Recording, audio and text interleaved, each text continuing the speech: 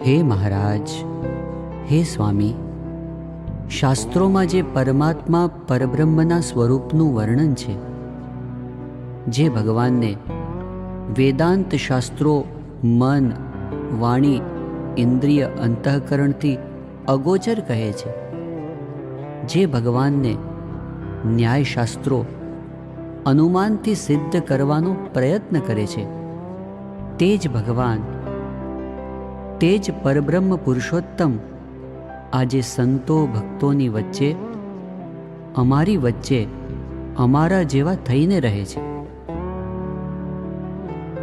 સ્વામી, સર્વ સુખના નિધાન, સર્વ આનંદના ધામ એવા સહજાનંદ સ્વામી અમને આપના દ્વારા મળી ગયા.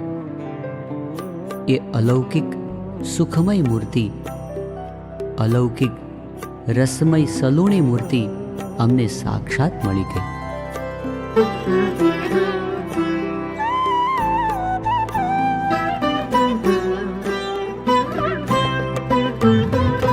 સજાનંદ સુખકારી રે, સલુણી છબી સજાનંદ સુખકારી.